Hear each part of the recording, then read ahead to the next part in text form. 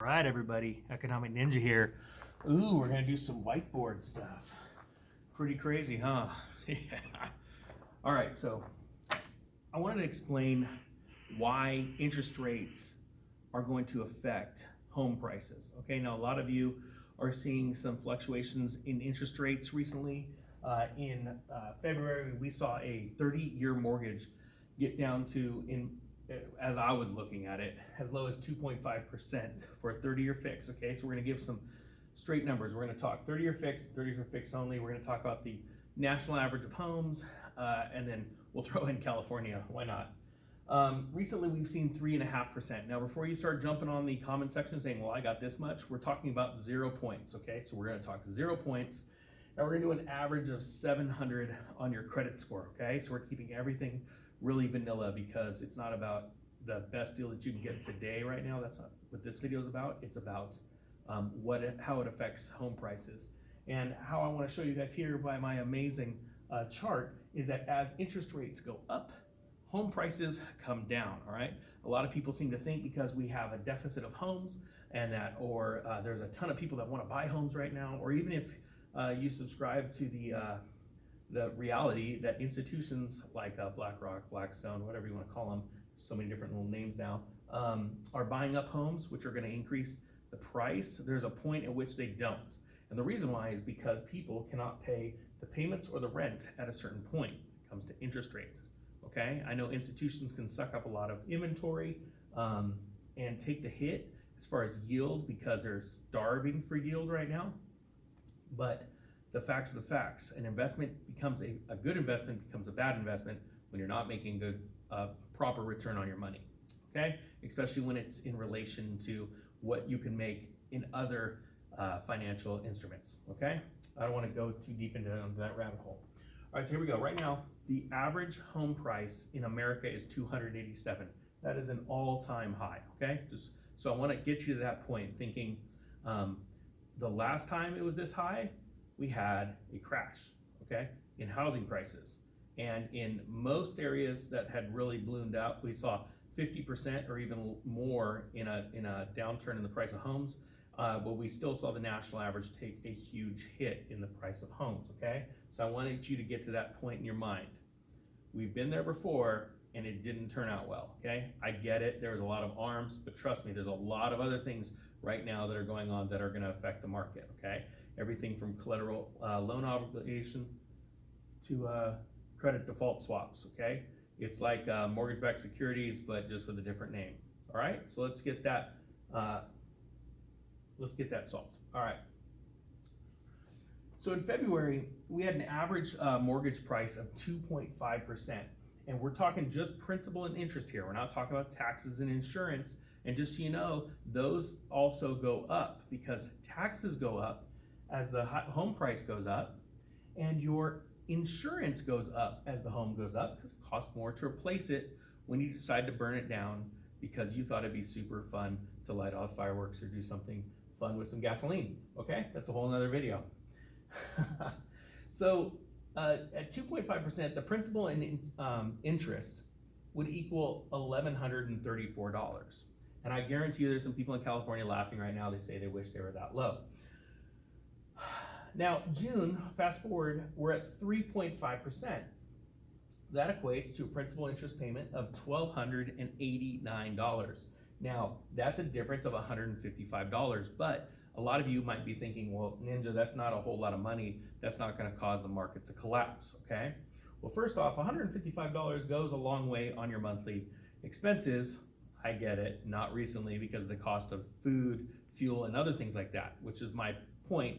If you go back and look at my videos, even back to January, February, I was warning of this event where food and fuel would be spiking. Who cares about the cost of lumber? Get ready for what you're about to see this summer and going into fall. So this is valuable in a monthly budget right now, especially when you're dealing with an average home price of $287,000. You're probably dealing in in parts of the country where the average wage is not as much as, let's say, in California, New York, or other places that have these more expensive home prices. Now, the reason why I want to show you this is because this is an absolute anomaly, okay? Throughout history, this has, and when I say history, I'm talking about just the last like 70 years, because even before that, there really wasn't mortgages on homes, and they were like 10-year loans.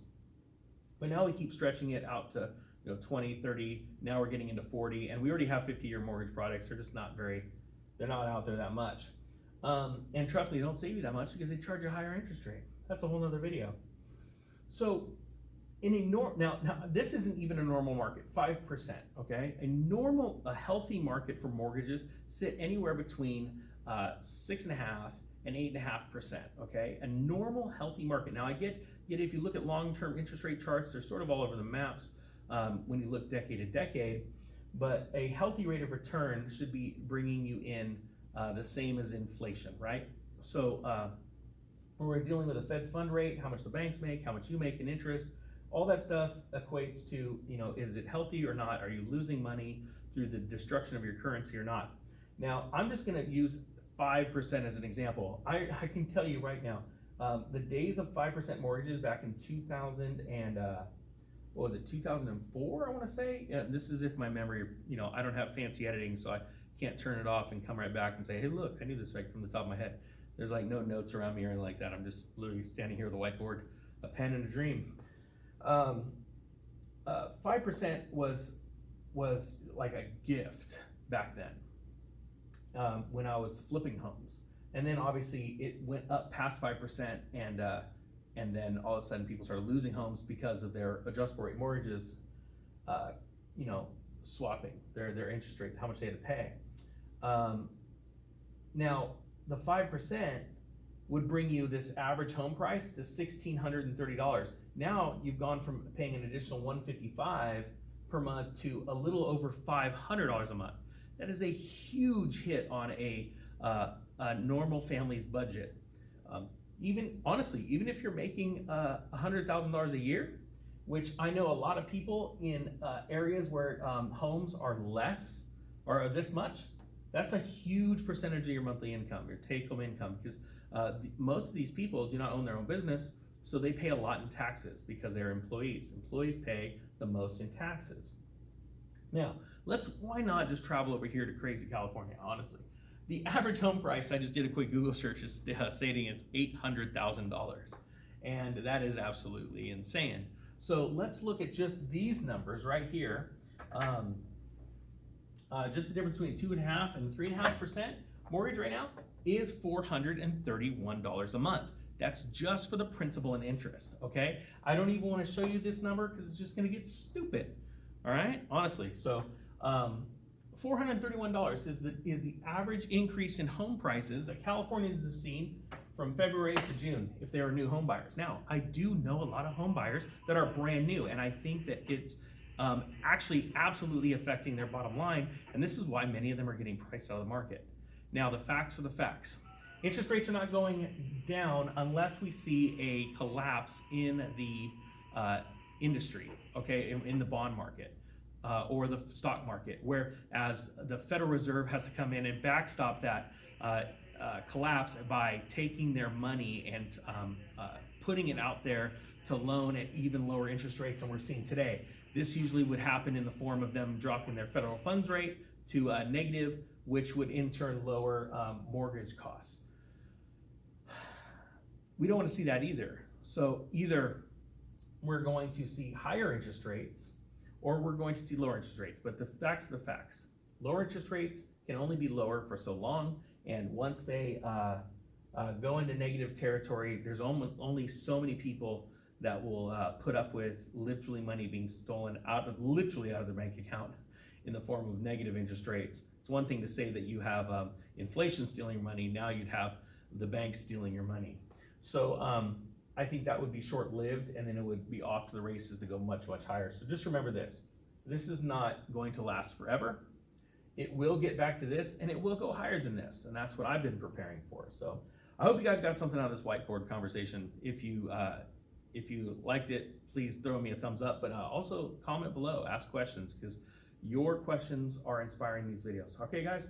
With that being said, because I don't have any fancy camera gear, I don't have an editor, I'm now going to walk around to the back of the camera, and I'm going to turn it off. The Economic Ninja is out.